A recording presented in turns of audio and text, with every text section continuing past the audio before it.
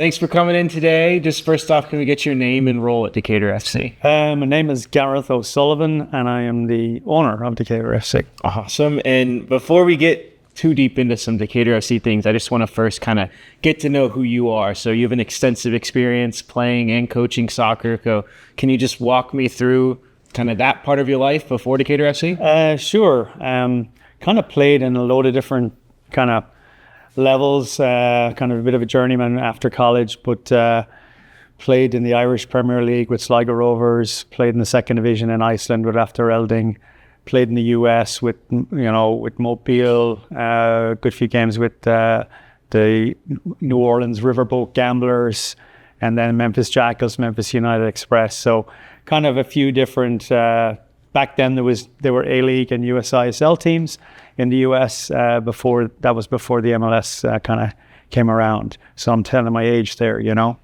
So on the coaching side of things, I've coached at Christian Brothers University in Memphis. I coached the men and the women's team there. And we were fortunate enough with the women's team to win a national title in 2002. And the men's team, we got to the round of 16. So went really well there. Ended up starting the program at West Georgia before moving to Iceland to coach over there in the Premier League, and then moving back to Atlanta to take the Atlanta Beat job in 2009, which was up at Kennesaw State in the Women's Professional Soccer League. After that, 2 years into that, I got let go and I moved to Clayton State University and was there for 6 years before taking the executive director role at TISA, or Tucker Youth Soccer Association. So that's kind of brought me back into this area here, and been a resident of Decatur since 2011. So kind of love this city, and even while I was coaching at Clayton State, I lived here, so did the commute. So very excited to be a resident of this little community. Yeah, and I mean, I feel like it's probably pretty clear then to fans that you know your way around the soccer world, and so it's a pretty good idea to become an owner. But for you, why did you start Decatur FC? What was the reasoning behind it? I just felt the location here, when I saw the engagement of the community with Atlanta United, I just knew that this was a real soccer town. And I kind of had this kind of small, kind of major league, what was minor league baseball, Bull Durham type kind of in my back of my mind, and I was like, this could be a really cool community event. So that was kind of what I envisaged, that we get the community behind this team, and with the high school literally 300 yards away, it could be a really cool experience. And that was kind of what initially got me to start the team. And when you were kind of envisioning that and trying to start that process, what did it look like in terms of, you had the idea to create this team to then the team's now playing games? Can you kind of walk us through what that process looks like? Well, initially I started the everything in 2022 initially, and then obviously we didn't start playing till 2024.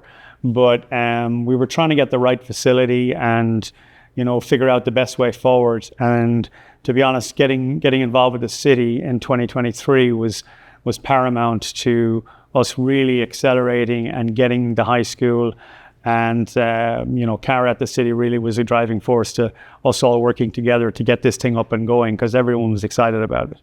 So as I said, we started in 2024, but we really got things going in 2023. And when you started the team, you said you envisioned having the community and having to get behind them kind of like a minor league baseball team. If you look back at what you saw as what was happening for Decatur FC in these first 3 years, has it become reality? Has it surpassed those expectations? What does that look like? It's absolutely surpassed the initial expectations. We thought maybe 300-400 people year one, and grow on that organically and have an exciting team on the field that people will enjoy coming to watch play. But to go from maybe 300 or 400 as an expectation to getting thousands was just unbelievable. And to see the excitement and enthusiasm of the whole neighborhood and the amount of kids, and it just turned into a really, really cool thing. And then we knew we had something, and then it was a matter of let's take the learnings from year one, apply them to year two, and constantly try and improve the product on the field and off the field. And you talked about the community in terms of starting it. The community obviously has a huge role in bringing that many fans out to the games and surpassing those expectations. You enjoy living in Decatur. You said you enjoy being a Decatur resident. Has this team, or how has this team, I should say, kind of changed your viewpoint of this community and you're being a part of it? Well, I mean, being from Europe, you have this great kind of, there's a lot of traditions about your hometown team, and you go walk to watch your hometown team, you know. So do you want to be, you know, I'd think 70% of the people come to the game are walking from somewhere, you know, hopefully from here. But it's a great feeling to be able to walk to your game. And I think that's something that we were looking at. And as I said, I'm a Decatur resident, and I just felt this community would really embrace it, not to the extent we thought initially, but we felt that this would be something, you know, you've got all these soccer clubs around between Inter Atlanta and DDY and TISA and GSA, and they're all, you know, all know each other. And there's families from Decatur playing for all these different clubs. So why not give them a common team to cheer for? And obviously you have the Atlanta United men's team. We felt a women's team would really gather more notoriety. And as I said, once the city got involved and we started getting, you know, our front of house group together to really start promoting things, it's continued to grow. And when you talk about bringing in a women's team to kind of this area for people to support, what is the importance of just growing women's sports to Decatur FC? I mean, growing women's sports is huge across the states, and the space for women's professional sports is becoming really, really. If you look at, like, Arthur just spent 165 million on his franchise. Columbus paid, I think, 205 million for theirs. So the women's soccer space is now becoming something that is taken off. This is obviously not at those levels, but it certainly will have a lot of those professional feelings to it, because we're trying to really treat the fans as best we can. And that's not about just the girls on the field, because, you know, Coach Campbell's done a great job with the rosters he's put together, but primarily he wants to play exciting football. And that's what we want as a club as well. We don't want people to be bored. We want them to come down and see goals and have an exciting game. And that's important to us as a brand. So he's done a great job there. And then, you know, Joel has done a great job with his off the pitch group that he's put together to elevate us to where I would say categorically between on the pitch and off the pitch, we're probably one of the top franchises in the country, you know, with what we're producing. And from kind of your situation of becoming the owner of the club, what is that experience like, and kind of what does your everyday look like to keep Decatur successful and chugging along? I mean, I'm behind the scenes. I'm available when you know, Joel and his group need to bounce ideas off me. Campbell is the same. I'm a great believer in you bring in the right people and you don't micromanage them. You let them do their thing. Obviously, there's bits and pieces we have to have discussions about, but I think we've got a great team on and off the field, and it's important to be there for them, but to not, you know, completely, you know, micromanage. And that's something I, even in my other endeavors, that's something I think is important. And as you move forward, we obviously talked about kind of the beginning and a vision of what the club looks like. Now you're at this point, 3 years on with a successful team, or about to be into the third season. What is your kind of view of what the future of Decatur FC looks like? I mean, it's exciting. I think when you look at the women's space, and obviously Atlanta United starting a new women's team, I think that's exciting. But we're still here in this community, and what I think about Decatur FC is it's a unique product, and it's, you know, if you put Decatur FC somewhere else in the city, it's not going to work. It's going to work here because of the community behind it. And I think we have a great product, and I think it'll continue to grow. I am excited about this summer. Obviously, the World Cup. I don't know if people are going to be all soccered out, or, you know, but I'm really hoping that we get a lot of new fans to come watch Decatur FC just based on their interest in the World Cup and being maybe in Decatur because of the Watch Fest for a first time. We're hoping to get those type of people to stick around and go watch the girls play, because I think it'd be great.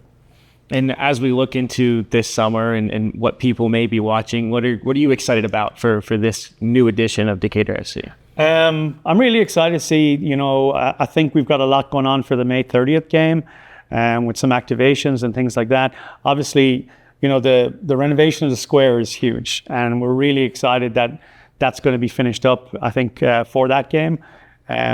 So it's going to be interesting to see the pre-game tailgating and everything, all the activities going on here, and obviously for the World Cup. So I think it's a really exciting summer ahead. A little bit of unknowns as to, will the deadlines be made with the construction and everything? I hope so. And I think it's going to be another fun, exciting summer of women's football at the high school. Yeah, and for yourself, when you go to a Decatur FC game and you're there as the owner, what are your favorite parts of a Decatur FC game? I don't want to say I keep to myself.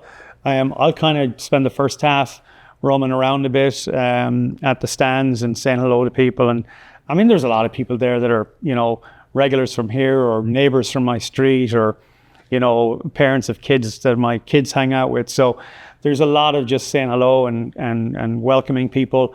And then I try and just head over to the other side and kind of watch the game myself, where I can just focus on the actual game and watch the play. Because it's tough to watch the game if you're saying hello to loads of people and you can't really concentrate. So I kind of do one element is welcoming and saying hi, and then I kind of sneak off to watch the second half on my own.